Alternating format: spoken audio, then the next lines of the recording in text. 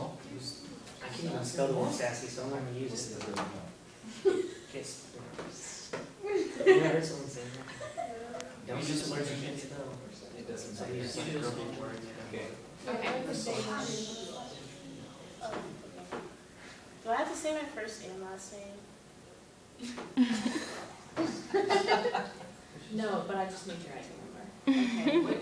Angie 000449295. Hiroshima, Nagasaki, and the Cold War. What do all these places and events have in common? They were all destroyed or affected by nuclear warheads. Nuclear warheads, aka H-bombs or atomic bombs, were created at a bad time in a bad place for the world. Ever since the secret formula has been out and more warheads have been created all over the world. According to historylearning.co.uk, going back to even the 60s, there was already a theory called MAD, Mutual Assured Destruction, which means that if the West hit the East, which would be Russia or the US, then the whole world would probably set off their nuclear missiles and it would destroy all of mankind. Nuclear warheads have changed the world drastically for the worst, and the people of the world can stop it by causing future destruction.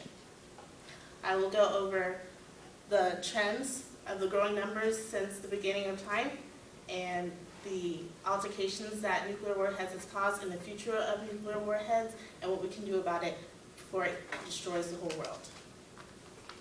First off, the growing number of warheads over the decades. Worldwide, the numbers have grown exponentially since the first nuclear warhead had been created since World War II. According to the Bulletins of Atomic Scientists in 1961, there was enough bombs to destroy the whole world. Since the 70s, there's been not under 9,000 warheads. According to Soviet military policy since World War II by Robert Lee, in 2009 there was 23,000 warheads in the world. That means if you know the city of Westchester up in the northeast, that's one bomb per person.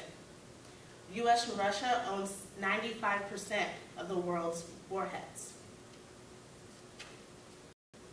First and foremost, the first altercation, speaking of the US, was when the US hit Japan twice in World War II. The Cold War was whenever there was the most warheads built in the whole world. China even blew up a warhead just by trying to create one for the Warsaw Pact to catch up their arsenal to NATO.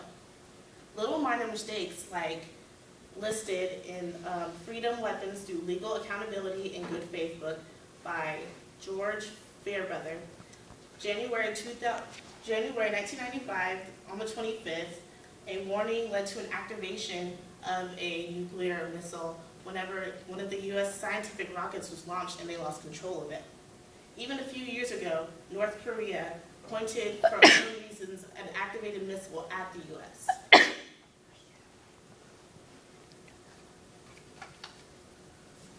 Scares like that of North Korea is what makes the future so unsure and frightening.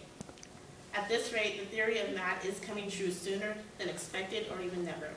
Side effects are destructions of whole cities, so much paranoia around the world globally, threats, it feels like we're always on constant terror threats, not to mention the millions and millions of dollars that go to making nuclear warheads, which come from us, which are paying taxes, not only us as Americans, but the whole world that pays taxes. And let's not forget, it can destroy all of mankind at any moment. Just by one country being set off and triggered to launch theirs, everyone can launch theirs. Judging by the number of bombs we already have in the world, it seems like everybody is paranoid about blowing sky high. The US started this back in World War II, and we can begin the cleanup of it. So this 2012, I think, which is left of the class, I think we can all vote for this in this election this fall. Since the US is already so influential on the whole world, if we change our policy on warheads, then maybe other countries will also change their policy on warheads, and we can stop this. So moreover, I have gone over the growing number of warheads in the world, the altercations that have occurred, and the future of warheads, and what we can do about it.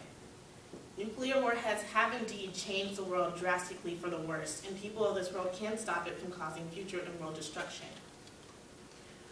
We're all capable of voting here, not just here, but all over the world, and well, over the age of 18. And the topic of warheads is going to come up, and I urge you to vote against any candidate that's for it, and vote for the candidate that is against warheads, any more production of warheads. Hiroshima, Nagasaki, and the Cold War. History doesn't always have to repeat itself. So let's try to make this chain of reactions undo the first reaction in World War II. Yeah.